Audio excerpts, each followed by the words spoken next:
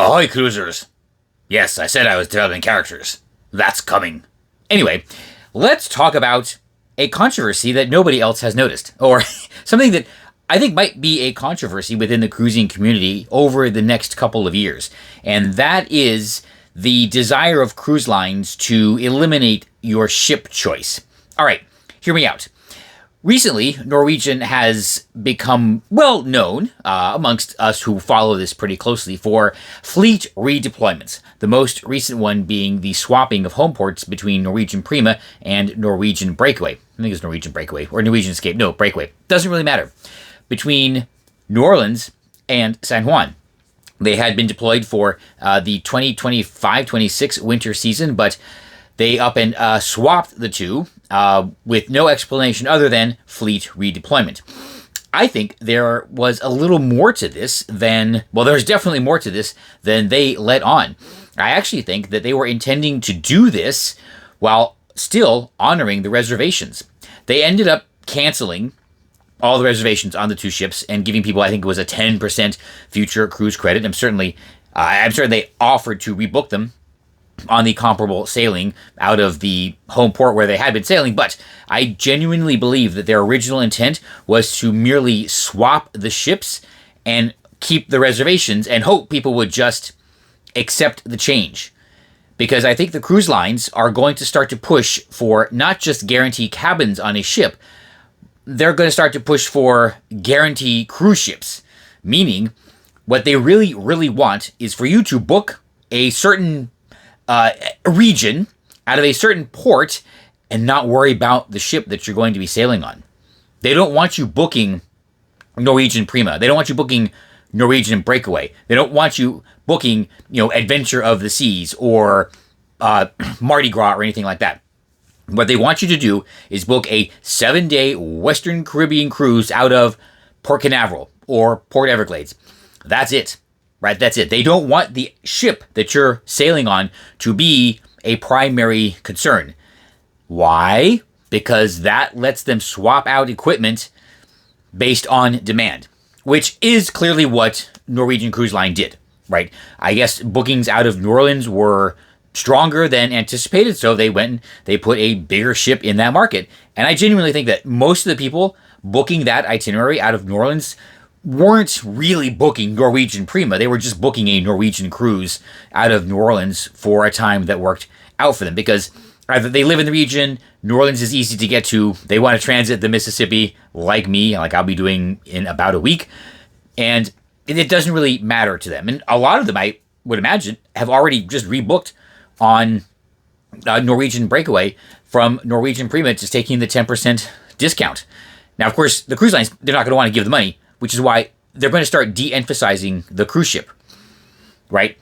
Now, this is one reason why they've spent so much energy and money over the last few years to homogenize their fleet, to make sure that the experience across all of the ships is very, very consistent. So you're going to get the Royal Caribbean experience or the Carnival experience, regardless of the ship that you are sailing on. Right, in the carnival, every carnival has a Guy's Burger joint and the Loca Fresh, no, Lido Fresh, no, whatever, Blue Iguana.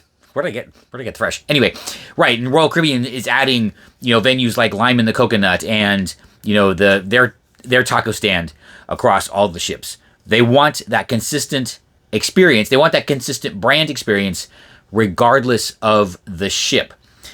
And I think I mentioned that I think Norwegian, they were going to do this, but they probably just couldn't figure out the cabin mapping. No, I'm serious. They couldn't figure out the cabin mapping between the two, or the program that is going to do this in the future simply wasn't ready. And they said, okay, fine, we're just going to swap them and let everyone rebook.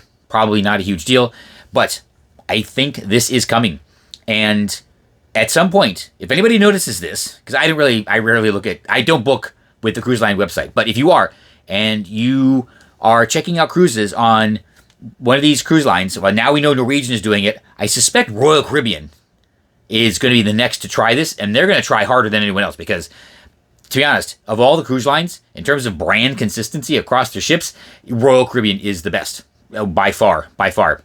Well, okay, maybe Disney, but they're only how many? 1, 2, 3, 4, 6, 7 ships by now, so they're less of a thing. But what you're going to see is they're gonna promote all of the things you can do on the ship, right? They're going to promote, Broadway style shows or theater shows. Royal Caribbean's going to promote rock climbing, the casino, Chops Grill, the ice skating shows or things like that, without really talking about the actual ship. They're going to promote all the things that you can do on any of their ships. And when it comes down to it, the ship that you might be booking that cruise on might be noted in a little box down at the bottom of the itinerary with like a code, and there's going to be something like, like IE intended equipment, FOS, Freedom of the Seas. That's it. That will be your only clue that right now they're going to put you on Freedom of the Seas. But that could change. Right? If bookings are strong, okay, they'll swap out Freedom and they'll swap in Allure or something like that. This is something that they really want to get to, because then it really allows them to optimize their deployment even 2 or 3 months ahead of schedule. And when I say they want you booking a regional itinerary, they want that too. They want to sell you Eastern Caribbean, because if they do have to swap out, let's say Explorer for Symphony or something like that, there might be some ports that Explorer can get into, but Symphony can't. They just change the itinerary. And in the Caribbean, let's be honest, that's not hard. They do it all the time. The ports are probably used to it. The tour operators are perfectly fine. Well, maybe not perfectly fine with it, but they deal with it, right? They want to be able to right-size the ship with who's booked on that itinerary versus filling a ship that's already been scheduled. The airlines have been doing this forever, right? Okay, maybe a lot of people don't really notice it because a lot of people don't really know or care what equipment they're flying on. But the airlines will change aircraft on routes periodically. It's not a huge thing. You don't do it all the time because they're pretty good at planning the bookings. But again, cruising is different than the airlines. So, but it's something that they can do. It's something that has happened to me several times. When I say several times, that's probably more than most people that will ever watch this video. But I travel a lot, so yeah. So, I mean it. So Norwegian has been fleet redeploying for a while. I think them and Royal and maybe Carnival will even try to get in on this action. They're going to start de-emphasizing the ship that you're sailing on. And for most people, for the vast majority of people on these cruise ships, it really won't matter. They're not going to care. Just like your average flyer does not care what aircraft type they're on. They book an economy seat, they get an economy seat. They book a first class seat, they get a first class seat.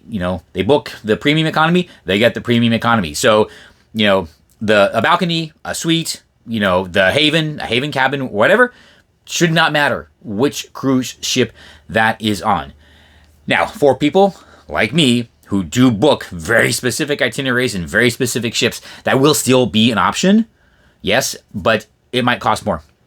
They will handle like a guarantee. You book a guarantee cabin on a guarantee cruise ship, and you might not know until a month ahead of time exactly what cruise ship you're sailing on and what cabin you get. For the majority of people on these cruise ships, that's going to be totally, totally fine. And people like me, again, a solo who books a specific cruise ship, I guess we are going to be stuck paying more. Again. Oh my God.